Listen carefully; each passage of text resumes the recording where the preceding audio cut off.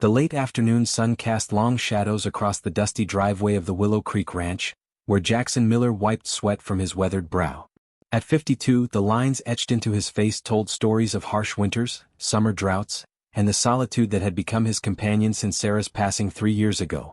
His ranch, nestled in the rolling hills of Montana's Bitterroot Valley, had been in his family for 4 generations, a legacy he maintained with calloused hands and quiet determination. Jackson leaned against the worn fence post, surveying the grazing cattle in the distance. The ranch had been struggling lately, with rising feed costs and falling beef prices squeezing his already tight margins. But this land was all he knew, all he had left of the life he'd built with Sarah. The rumble of tires on gravel pulled his attention away from his thoughts. A pickup truck he didn't recognize was approaching, dust billowing behind it. Jackson straightened, curiosity mingling with wariness. Unexpected visitors were rare this far from town. The truck stopped, and a heavy-set man in a flannel shirt stepped out, gripping the arm of a young girl. She couldn't have been more than 12, with tangled brown hair and clothes that hung loose on her thin frame. What caught Jackson's attention, though, was the cardboard sign hanging around her neck. "Return me for gold." "You Miller?" the man called out, not bothering with pleasantries. Jackson nodded, approaching cautiously. "That's right. Can I help you?" The man gave the girl a rough shove forward. "Name's Dawson. I'm looking for work, heard you might need hands for the season." His eyes darted around the property, assessing. "Got this one with me. She works too quiet mostly. Won't be no trouble." Jackson's gaze fell to the girl, who kept her eyes fixed on the ground. Something about her posture, the way her shoulders hunched as if expecting a blow, set off warning bells in his mind. "What's with the sign?" Jackson asked, keeping his tone neutral despite the unease crawling up his spine. Dawson's laugh held no humor. "Just a joke between us. Her mama passed and I'm looking after her now. She's a bit slow, needs reminding of her place sometimes." The girl flinched at his words but remained silent. "I don't need any seasonal help right now," Jackson said firmly. "Ranch is running lean this year." Dawson's expression hardened. "You sure about that? Looks like a lot of land for one man." His gaze shifted to the house behind Jackson. "Nice place. Bet you got some valuables tucked away. Gold, silver? Folks like you always do." The implied threat hung in the air between them. Jackson's hand instinctively moved closer to the knife on his belt, a movement not lost on Dawson. "Like I said, I'm not hiring," Jackson repeated. His eyes met the girl's for the first time, and what he saw there, a flicker of desperate hope quickly extinguished, made his next words come before he could think them through. "But the girl looks tired. Maybe she could use some water and rest before you head back to town." Dawson hesitated, clearly calculating something. Finally he nodded. "Could use a break myself. Been driving all day." As they walked toward the house, Jackson noticed the girl limping slightly, and how Dawson kept a tight grip on her shoulder. Inside the kitchen, she sat stiffly at the table while Jackson filled 3 glasses with water. When he handed her one, their fingers brushed and he felt her trembling. "What's your name?" he asked gently. Before she could answer, Dawson cut in. "She goes by Ellie. Not much for talking, are you, girl?" Ellie took a small sip of water, her eyes darting between the two men. "How long have you been looking after her?" Jackson asked, carefully measuring Dawson's reactions. "About 6 months. Her mama was my cousin. Died of cancer." The lie slid easily from his lips, but his eyes never quite met Jackson's. "Been moving around looking for work?" Jackson had spent his life reading people. It was a necessary skill when negotiating cattle prices or hiring ranch hands. Everything about Dawson screamed danger. And everything about Ellie screamed fear. "Mind if I use your bathroom?" Dawson asked suddenly. Jackson pointed down the hall. "First door on the left." The moment Dawson disappeared, Ellie's eyes shot up to meet Jackson's, wide with panic. She glanced toward the door, then back at him, a silent plea in her expression. "Are you okay?" Jackson whispered. Ellie's hand moved to the sign around her neck, her fingers tracing the words, "Return me for gold." "He's not your family, is he?" Jackson asked, keeping his voice low. She gave an almost imperceptible shake of her head, then froze as the sound of footsteps announced Dawson's return. "Nice place you got," Dawson remarked, his eyes lingering on the few pieces of silverware visible in a glass-fronted cabinet. "Real nice. Shame you don't need help." Jackson made a split-second decision. "Actually, I've been thinking. Maybe I could use an extra hand for a couple of weeks. Just till the end of the month." He kept his tone casual. "Got some fencing needs repair on the north pasture. Pays fair but it's hard work. Dawson's eyes narrowed with interest. That right? What about the girl? She could stay in the house. Help with cooking, cleaning. Jackson shrugged. Been a while since this place had a woman's touch. Something predatory flickered across Dawson's face. Might work out. We got our bags in the truck.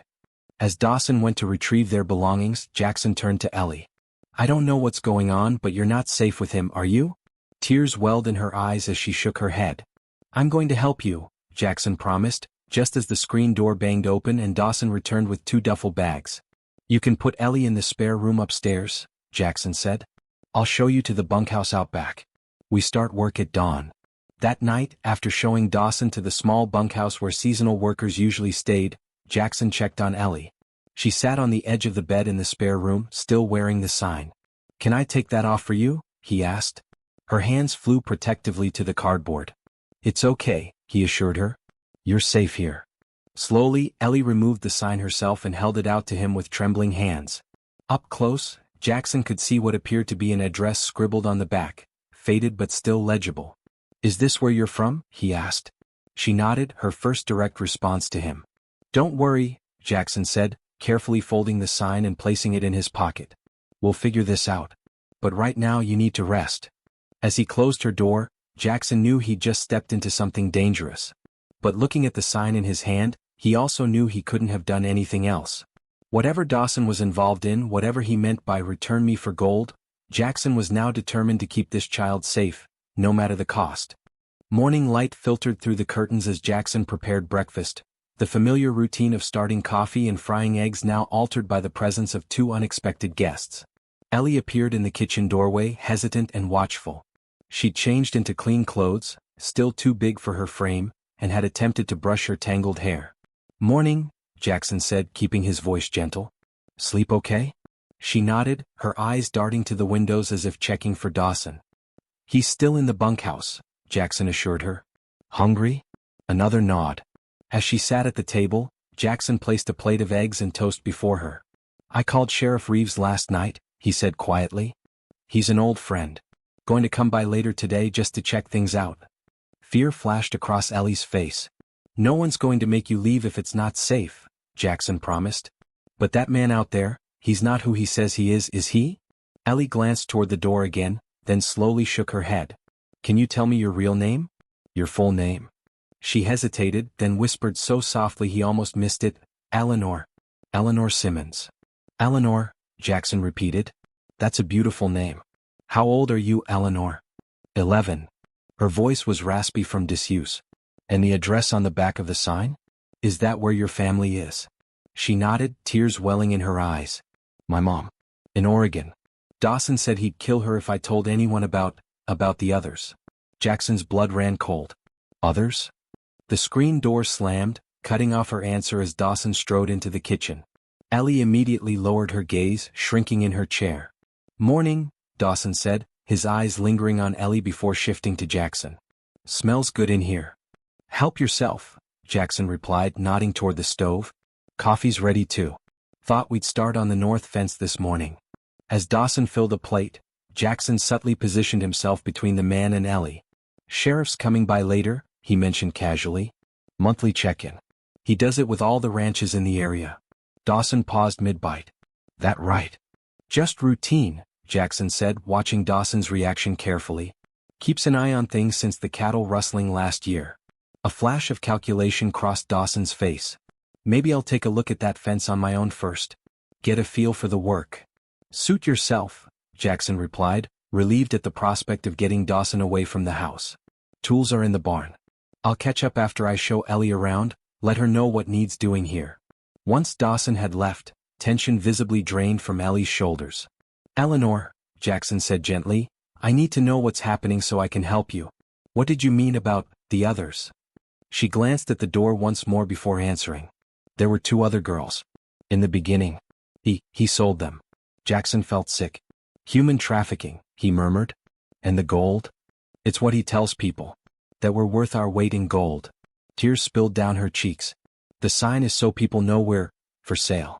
He was going to sell me too, but then he heard about ranches needing workers and he thought. She couldn't finish. Jackson's hands clenched into fists. How did he get you? Internet. He pretended to be a teenager. My mom works 2 jobs. I was alone a lot. Eleanor wiped her tears with the back of her hand. He took my phone, made me write that letter to my mom saying I'd run away. Then we just kept driving. For weeks. The familiar rumble of Sheriff Reeves' truck pulled Jackson's attention to the window. That's the sheriff now, he said. Eleanor, I promise you're safe here, but you need to tell him everything you just told me. Can you do that? She nodded, though fear still shadowed her eyes. Sheriff Mike Reeves was a bear of a man with kind eyes that belied his imposing stature. Jackson had known him since high school, and if there was anyone he trusted in a crisis, it was Mike. After brief introductions, Jackson led them to the living room, keeping watch through the window for any sign of Dawson returning from the pasture. Eleanor, Sheriff Reeves said gently, Mr. Miller here tells me you might be in some trouble. Can you tell me about the man who brought you here? Eleanor looked at Jackson, who nodded encouragingly. Slowly, haltingly, she began to speak, recounting how Dawson had lured her away 6 months ago, how there had been other girls who disappeared one by one, and how the sign around her neck was a signal to potential buyers. As she spoke, the sheriff's expression grew increasingly grim. When she finished, he placed a reassuring hand on her shoulder. You're very brave, Eleanor. We're going to make sure you're safe and get you back to your mother. What about Dawson? Jackson asked, still keeping watch at the window. I've already called for backup, the sheriff replied. They should be here any minute. We'll take him into custody, but I need to get Eleanor somewhere safe first. No, Eleanor said suddenly, her voice stronger than Jackson had heard it yet. If he sees police, he'll know I talked. He said he has friends who watch my mom's house. He'll hurt her. Sheriff Reeves exchanged a troubled look with Jackson. We can send officers to protect your mother, but we need to move quickly. Wait, Jackson said, an idea forming. What if we set a trap? Make Dawson think he's getting what he wants, but on our terms. What are you suggesting? The sheriff asked. He's after gold, right? Or whatever he can get for Eleanor. Jackson's jaw tightened at the thought. So let's make him think there's a buyer. Someone who's willing to pay even more than he expected. Understanding dawned on the sheriff's face. A sting operation. Eleanor looked between them, hope and fear warring in her expression. It could work, Sheriff Reeves admitted. But it's risky.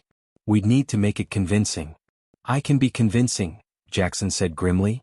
And it would give you time to get officers to Eleanor's mother and set up a proper arrest here. The sheriff considered this, then nodded. I don't like putting civilians in danger, but in this case, it might be our best option. They quickly formulated a plan. The sheriff would leave, apparently satisfied with his routine check, while coordinating with officers in Oregon to secure Eleanor's mother. Meanwhile, Jackson would tell Dawson he'd received a call from a wealthy acquaintance interested in buying the ranch, and potentially interested in Eleanor as well, for a substantial sum. Are you sure about this? Sheriff Reeves asked Jackson as he prepared to leave. These types can be unpredictable when cornered.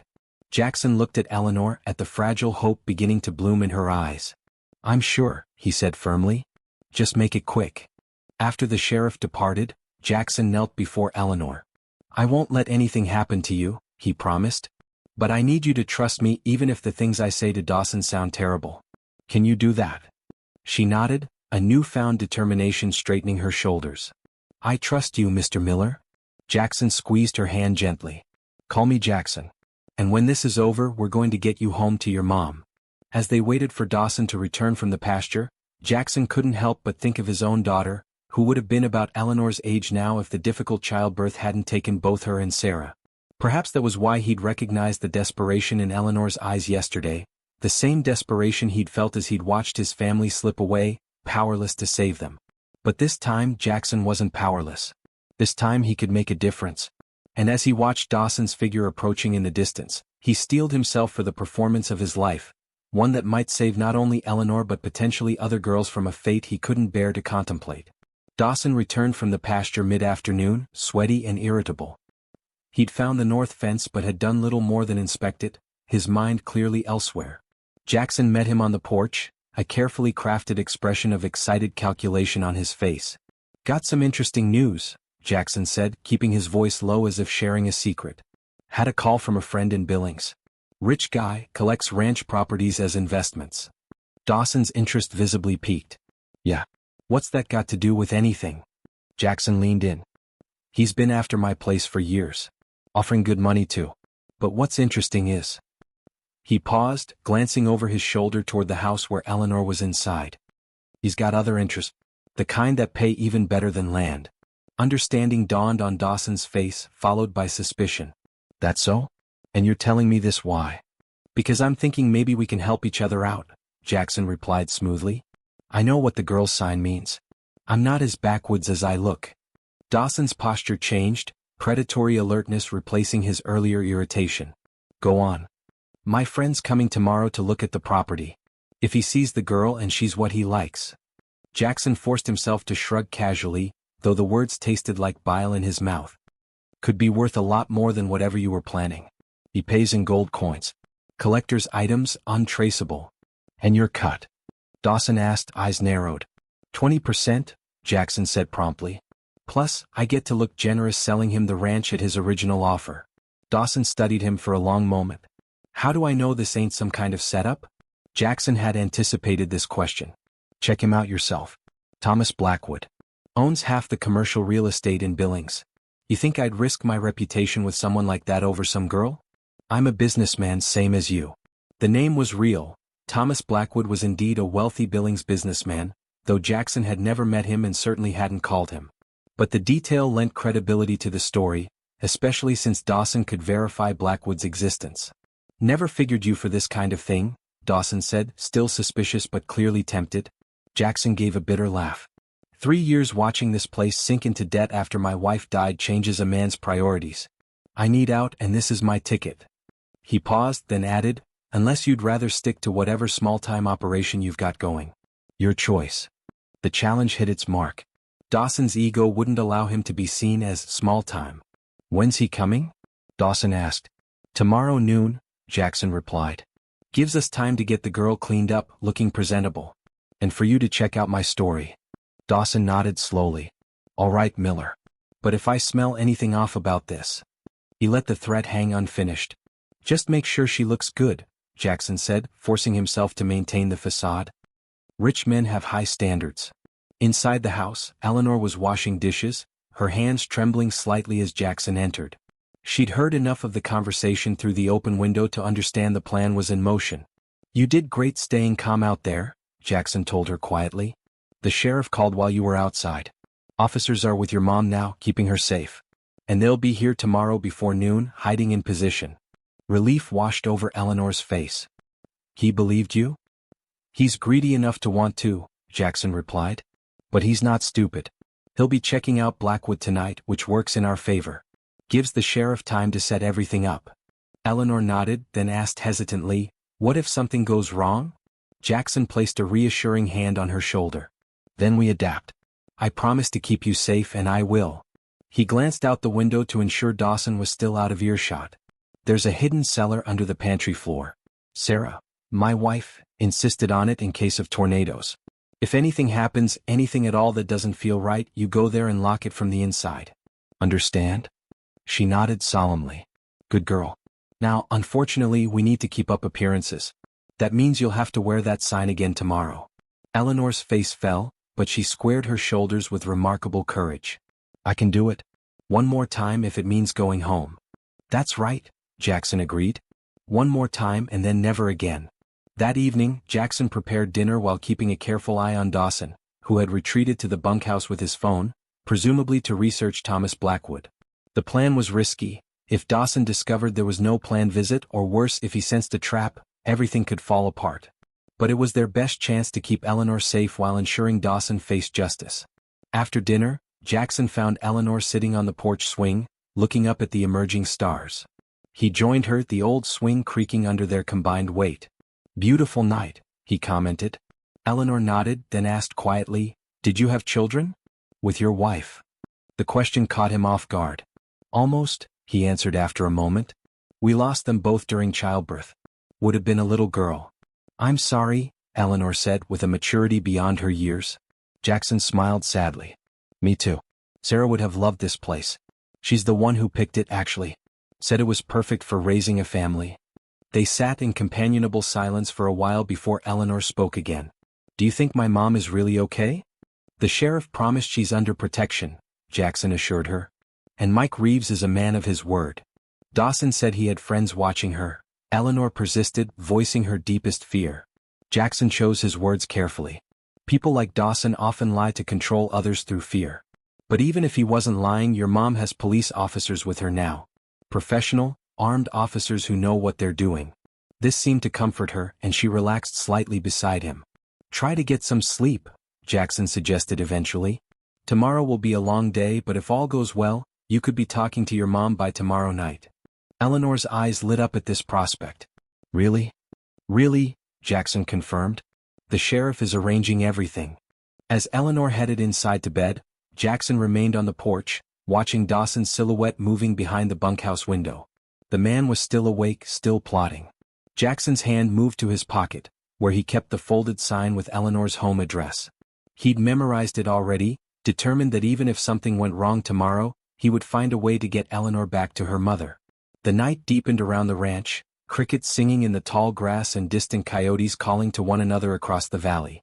Jackson found himself thinking of Sarah, wondering what she would make of the situation he now found himself in. She'd always had a strong moral compass, an unwavering sense of right and wrong.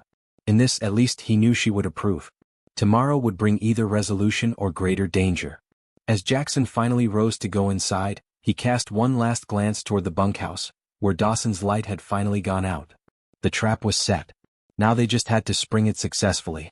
Morning arrived with a sense of foreboding that settled over the ranch like the heavy clouds gathering on the horizon.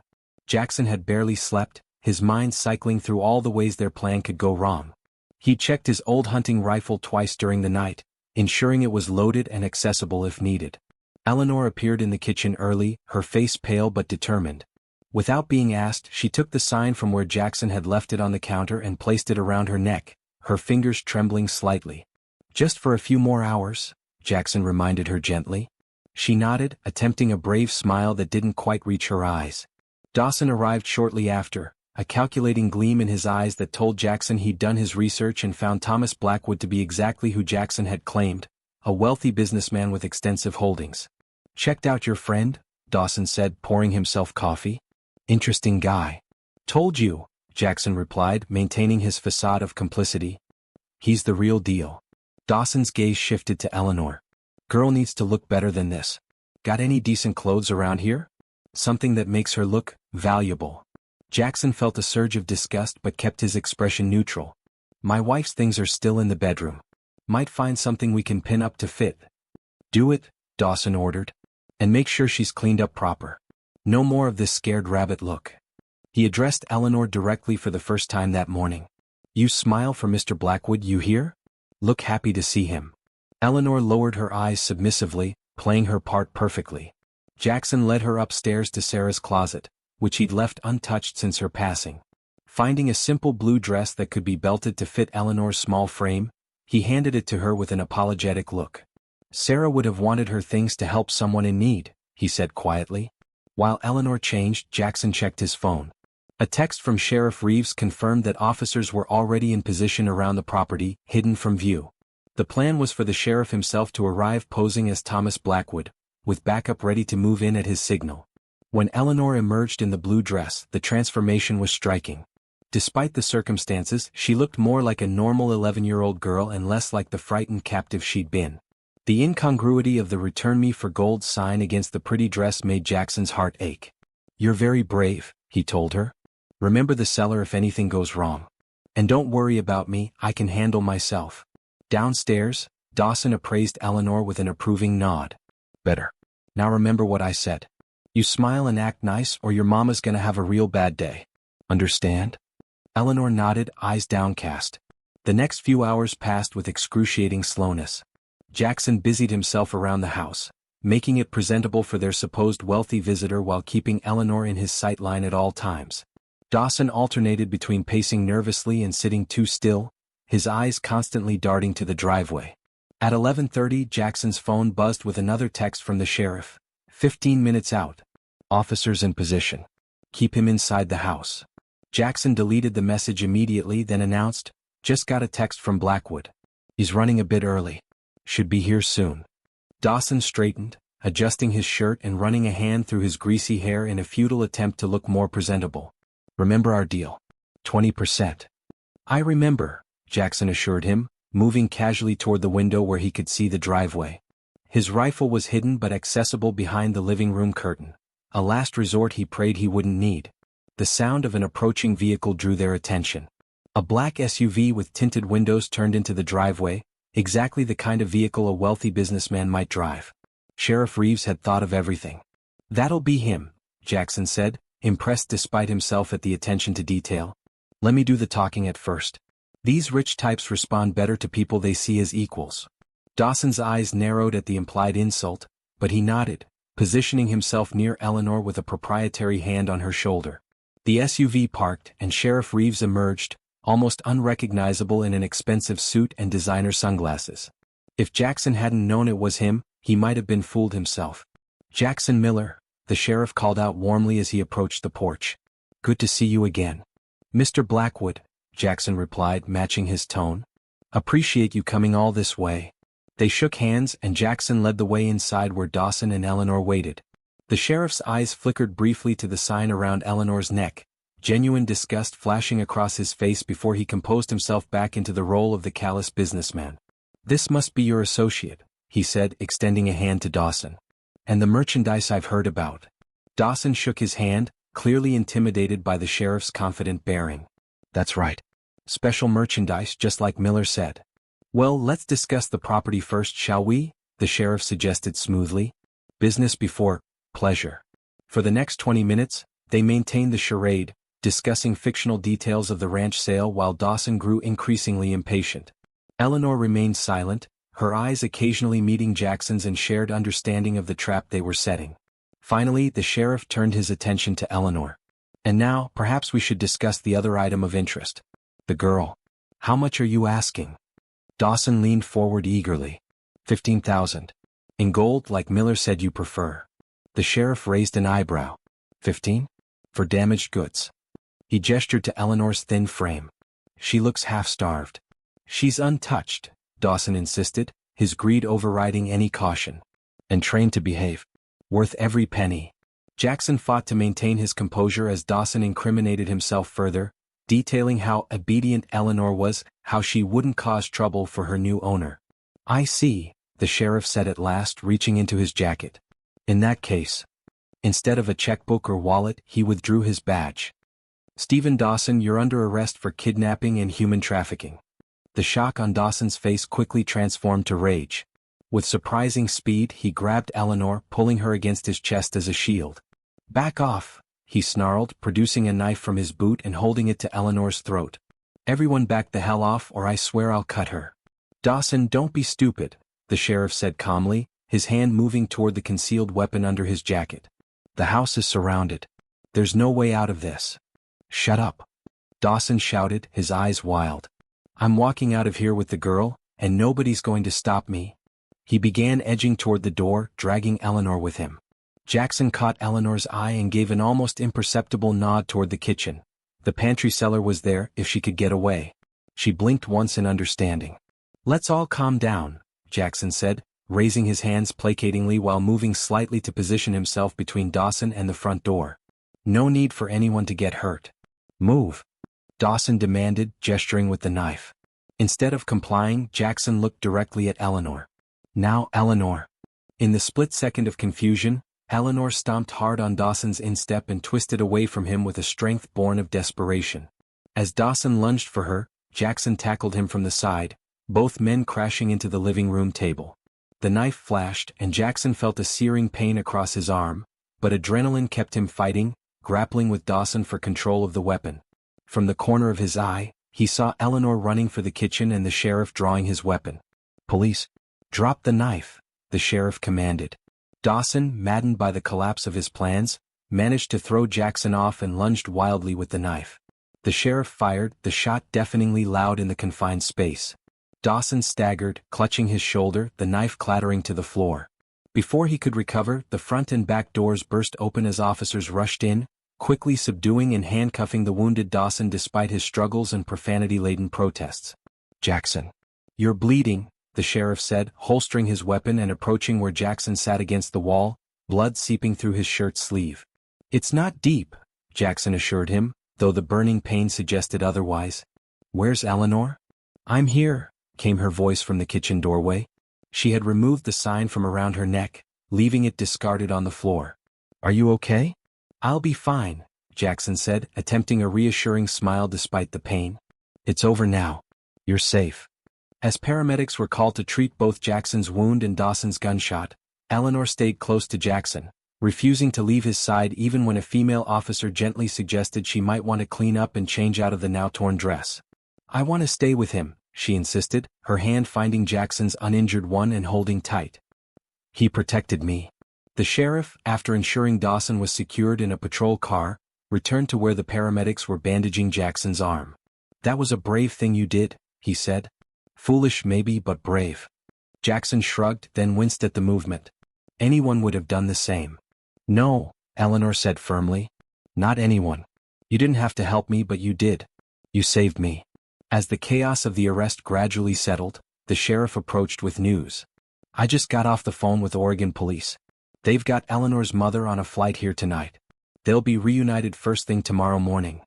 Eleanor's face lit up with the first genuine smile Jackson had seen from her. "Really? I'm really going home." "Really," the sheriff confirmed. "And Dawson's already singing like a canary trying to get a deal. Giving up names, locations. Looks like your courage might help save other girls too." Eleanor looked down, processing this. "Good," she said finally. "No one should have to wear that sign." As the sheriff stepped away to coordinate with his officers, Eleanor turned to Jackson. "What happens now? To you, I mean." Jackson considered the question. "I go back to ranching, I suppose. Same as before. Will you be okay? All alone?" The concern in her voice touched him deeply. The sun rose over Willow Creek Ranch, painting the sky in hues of pink and gold that reflected off the morning dew. Jackson sat on the porch, his bandaged arm resting against his knee, watching as Eleanor anxiously paced the driveway. It had been less than 24 hours since Dawson's arrest, but the ranch already felt different, lighter somehow, as if a shadow had been lifted. "She'll be here soon," Jackson reassured Eleanor, checking his watch for the 10th time that morning. Sheriff Reeves had called an hour earlier to confirm that Eleanor's mother had arrived in Montana late last night and was being driven to the ranch as they spoke. Eleanor nodded, too nervous for words. She'd barely slept, alternating between excitement and anxiety about the reunion. "What if she's angry with me?" she'd whispered to Jackson in the dark hours of the morning.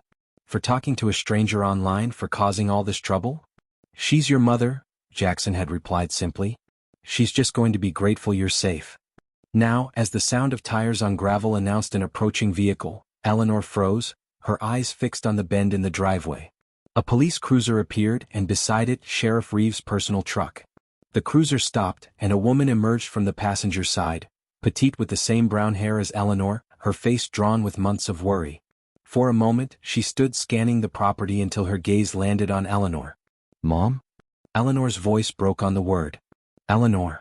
The woman ran forward, dropping the small bag she'd been carrying, her arms outstretched. Eleanor's paralysis broke and she raced down the porch steps, nearly stumbling in her haste.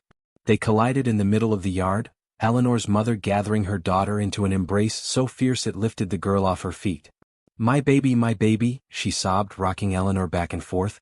"I thought I'd never see you again." Jackson looked away, his throat tight with emotion. This private moment of reunion wasn't for his eyes, yet he couldn't help feeling a profound sense of satisfaction, even joy, at having helped make it possible.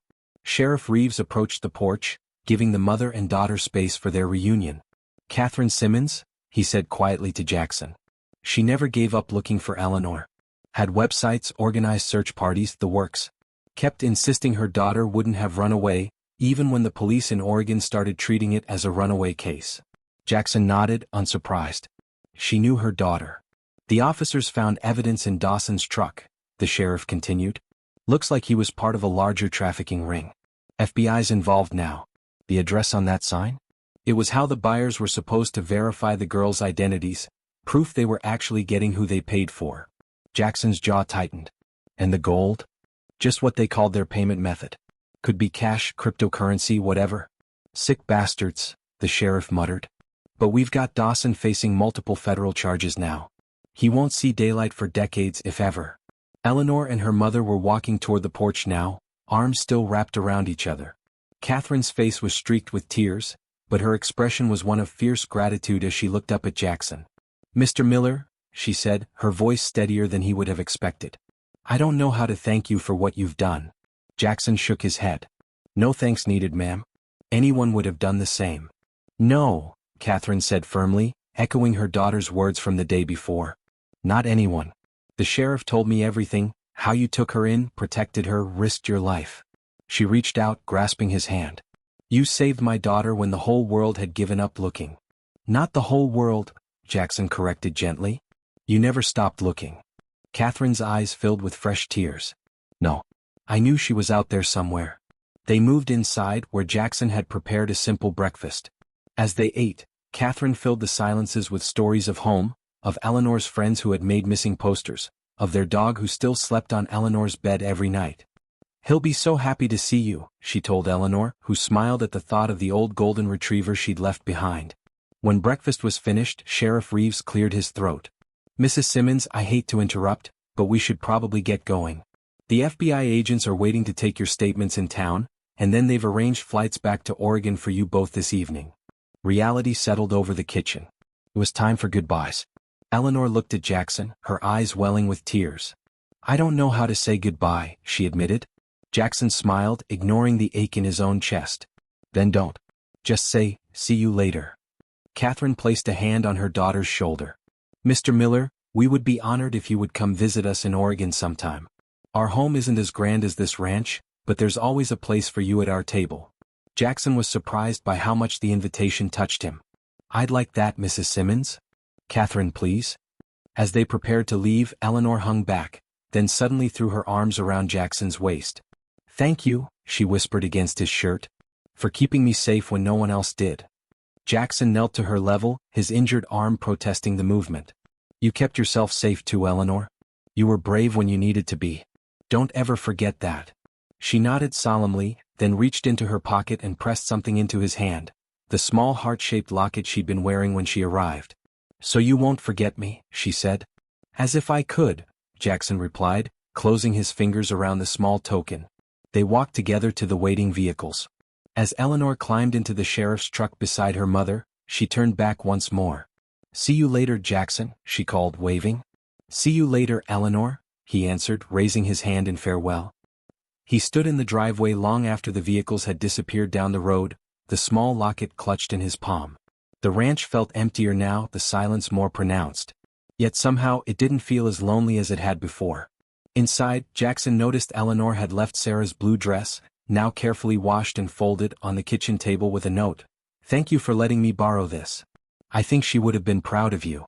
Jackson traced the childish handwriting with his finger, thinking of Sarah, of the daughter they never had, of the strange twist of fate that had brought Eleanor to his door with that terrible sign around her neck. Later that afternoon, as Jackson was checking the cattle in the north pasture, his phone rang, Sheriff Reeves with an update.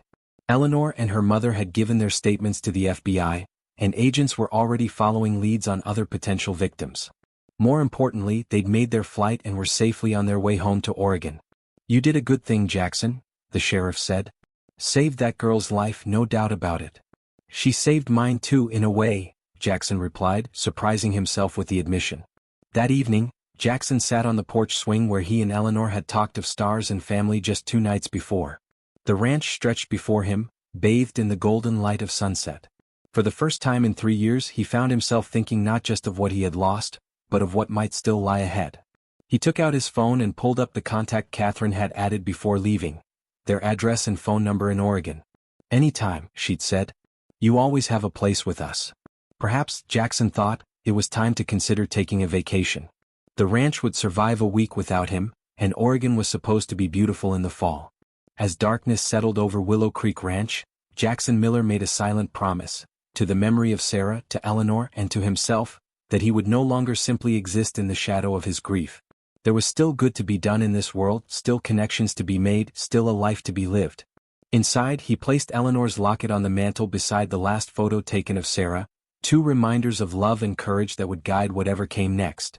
Then, for the first time in years, Jackson Miller began to plan for a future beyond the fences of his ranch.